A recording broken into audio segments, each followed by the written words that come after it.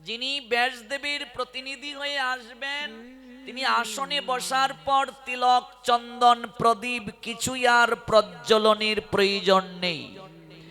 আপনি তিলক দিচ্ছেন, যদি কারো মনোযোগে নষ্ট হয় সব পাপ আপনাকে বহন করতে হবে। ভাগবতী বিধি আছে, বিধি না জানলে হবে না। যখন ব্যাসদেবের প্রতিনিধি তিনি আসনে উপবেশন করবেন, বাকি সকল কার্য গৌণ হয়ে যাবে, আর কোনো কার্য করা যাবে না। শুকদেব ছাপ্পা এসেই পরিধান করে দিলাম, সেটার কিছু রুল অফ রেগুলেশন আছে, ভালো করে বুঝবেন। তিলক সেবা করার পূর্বে আপনার দেহকে পবিত্র করে নিতে হবে। পবিত্র কি? তিলক কি অস্নাত অবস্থায় কেউ দেয়? আচ্ছা, আপনি রাস্তা দিয়ে পার হয়ে আসলেন, আপনি অনেক কিছু পা দিয়েছেন, তিলক কাটার আগে অফকোর্স আপনাকে আচমন করতে হবে। অপবিত্র পবিত্র বা সর্ব অবস্থান গত পিবা যস্মরিট পুণ্ডরিকাক্ষং সবাজ্য অভ্যন্তর সূচি, এটা মন্ত্র স্নান, এটা জল ছিটিয়ে দিলে আপনি শুদ্ধ হয়ে গেলেন। তারপর আপনি তিলক দেওয়ার পর আপনাকে আচমন করতে হবে। ওম কেশবায় নমঃ, হাতটা ধুতে হবে। ওম মাধবায় নমঃ, আবার হাত ধুতে হবে।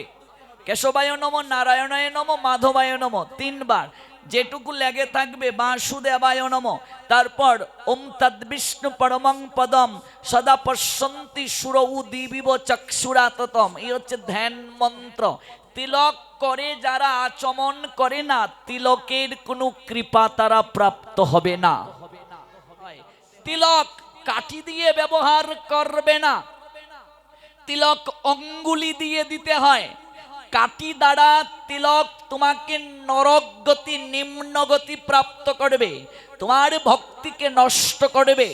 সর্বদা অঙ্গুলি দ্বারা ঊর্ধ্ব রেখা এমন করে তিলক দেয়া হয়, কারণ কি তোমার ভক্তিটা ঊর্ধ্বগামী হোক। স্মৃতিতে সিঁদুর এমন দেয়া হয় না, এমন করে দেয়া হয় ঊর্ধ্ব রেখায়, তোমার স্বামীর আয়ু বর্ধিত হোক। বলছেন সিন্দুরম প্রতিগিজ্যতাম, বলছেন ভর্তুরায়ু বিবর্ধনম, আয়ুকে বর্ধিত হোক। আর মনে রাখবে, এই যে ফুটা ফুটা দাও তিলক, কখনো ফুটা তিলক দিতে নেই। যেটা দেয়া হলো এই ফুটা তিলক হচ্ছে মায়াবাদী ভাব, ভক্তি নষ্ট হয়।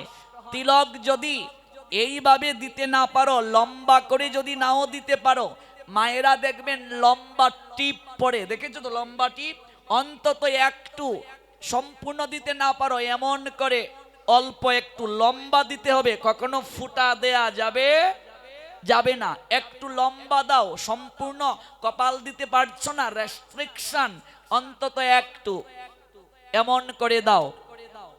আর মাঝখানে কখনো, সিঁদুরের মাঝখানে কখনো ফুটা দিতে নেই। একদিকে ব্রহ্মা, একদিকে মহাদেব, মাঝখানে ভগবান শ্রীহরি, আর এই কপালটা তিলক দেয়াতে হয়ে গেল হরি মন্দির। এই জন্য এই দিকেও হবে না, এই দিকেও হবে না, মাঝখানটা ফাঁকা থাকবে, এটা হচ্ছে হরি মন্দির। 12 জায়গায় তিলক দিতে হয়, শীতটা নিয়ে নেবে যারা নাও নাই, শীতটা যে কত গুরুত্বপূর্ণ। কেশবায় নমঃ, নারায়ণায় নমঃ, মাধবায় নমঃ, গোবিন্দায় নমঃ, বিষ্ণুবে নমঃ, মধুসূদনায় নমঃ, ত্রিবিক্রমায় নমঃ, বামনায় নমঃ, শ্রীধরায় নমঃ, ঋষিকেশায় নমঃ, পদ্মনাভায় নমঃ, দামোদরায় নমঃ। এই দ্বাদশ সঙ্গে ভগবানকে দ্বাদশ রূপে বসালে এই দেহটা হয়ে গেল হরি মন্দির, রক্ষা কবচ হয়ে গেল। যমদূতের আর সাহস নাই ওই দেহটাকে স্পর্শ করার।